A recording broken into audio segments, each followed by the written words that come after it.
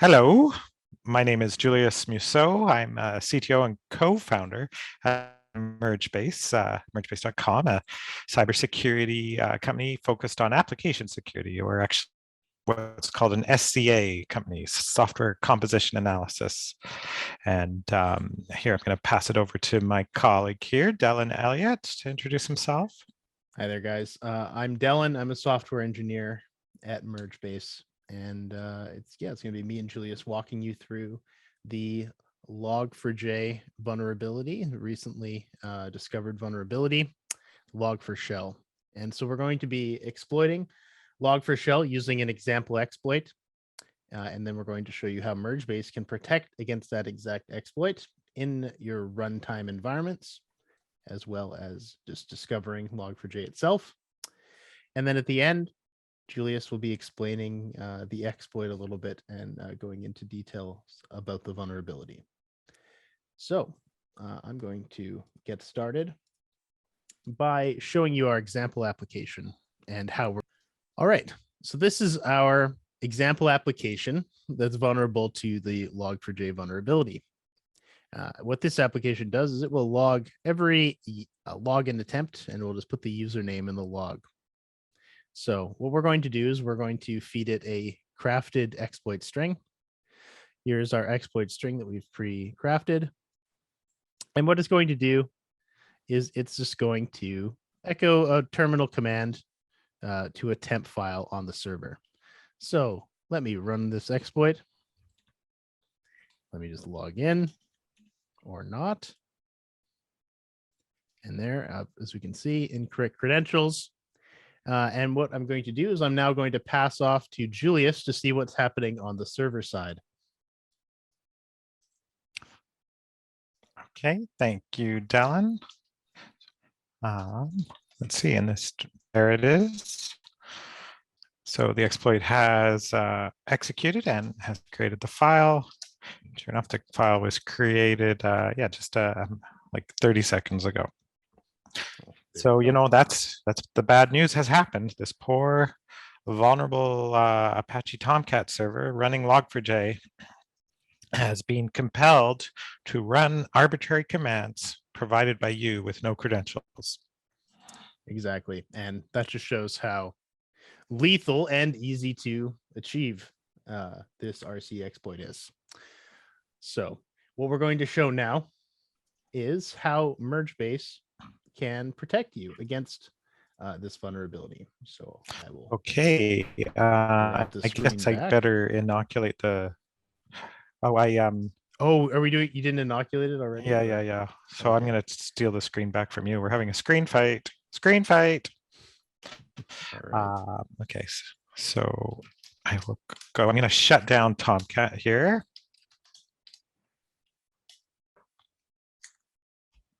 And now make sure Tomcat is shut down. Yeah, looks like it is. And maybe make the screen a little bigger. So, and then what I'm going to do is we have our special MergeBase command line tool, inoculate, which is what that's going to do is it's going to look at every Java library on the system, and it's going to inject some instrumentation into those Java libraries, giving us the ability to monitor them and to even block them at a method or function granularity. So if there's a bad function in one of them and we want to turn off that function, by applying this MergeBase runtime protection, we call it inoculation, it gives us the ability to turn off the parts of the system on a function by function basis. And in this case, how do we know what function to turn off, or is that already provided by MergeBase? Yeah, exactly right. That's part of our vulnerability feed. That's always discovering the vulnerabilities and trying to allocate them, assign them to the specific functions within the libraries with the known vulnerabilities. Nice. So as a security professional, I can just go right to the Log4j vulnerability, and I can just block it immediately without having to have any developer level knowledge. Delan, you work for us. Of course, that's the answer. Yes. You helped implement that. Hey, well, I know that. Yeah. But I'm not making this video for me, so. Okay. Good point. Fair enough.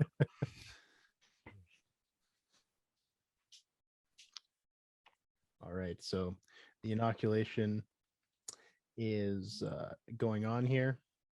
As you can see, it's finding all of the jar files inside this Tomcat instance. So it has tons of libraries attached to it. And it's completed.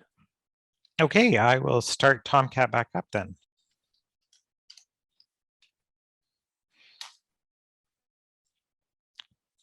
All right. Okay, I believe it should be up now. So that's running. Yeah. What I'll do is I will take back the screen and I will show you what this looks like on our MergeBase dashboard. All right. So we come over here to our MergeBase dashboard and we can see here we have our struts application, which was just updated. And as we visit this application's overview page, we can see a list of the components that MergeBase has detected within the application. And the one that we're worried about most right now, obviously, Am I making it a little Log4J bigger? core.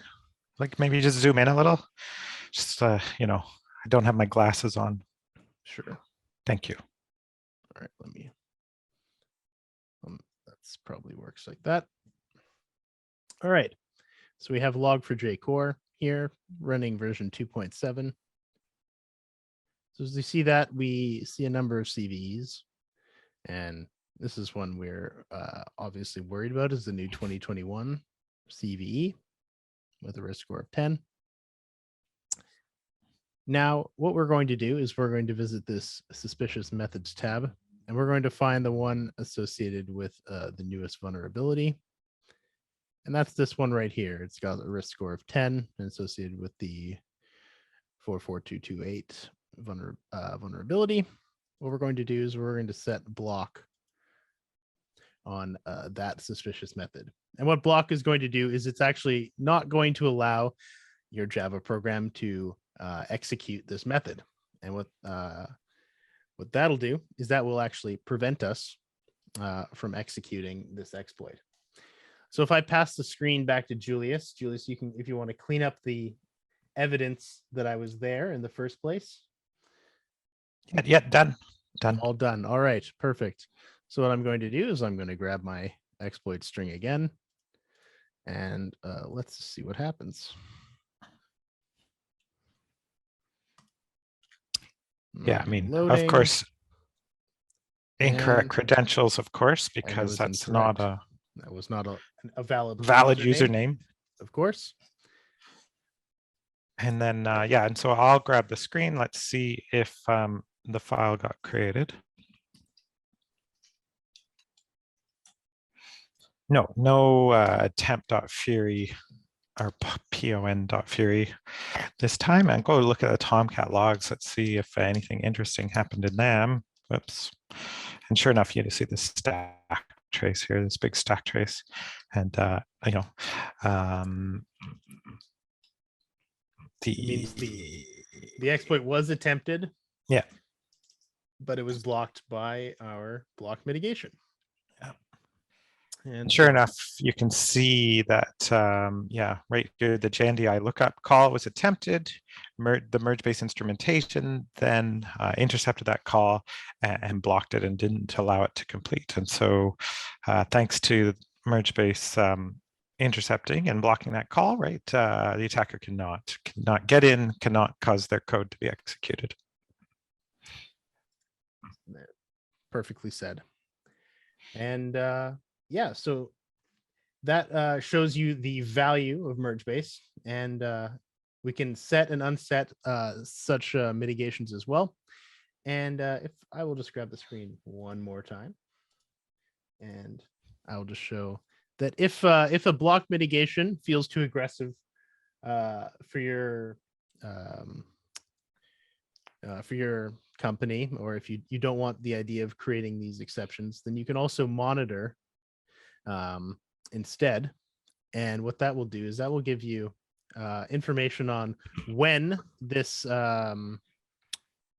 when this function is used, but without blocking it. So for something like the JNDI lookup, unless you have a known use case where you are performing JNDI lookups in your log files, which is probably rare for a lot of people, then this path should never be executed. So monitoring will allow you to see if you've been attacked without causing exceptions in your application stack. So what we can do is see, we've actually just seen that our method was blocked. And what we can do instead is I can do this again. Try to log in.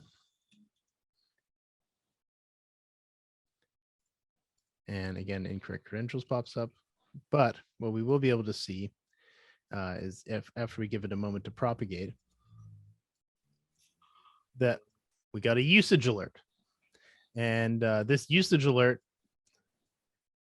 the details of which are that the JNDI lookup public string class was invoked one time. So as you can see, you were attacked one time on this application.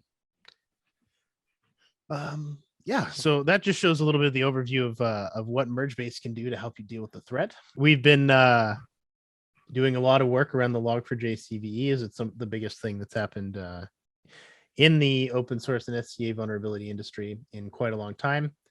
So Julius has put together a Log4J detector. If you go to github.com/mergebase, you can see that it's the top repository on GitHub for that right now. And just go to mergebase.com. You can find out more about us and what we offer. Feel free to get in contact with us. And follow Julius on Twitter at JavaJulius. So you can do that. Anyways, well, thank you guys for watching.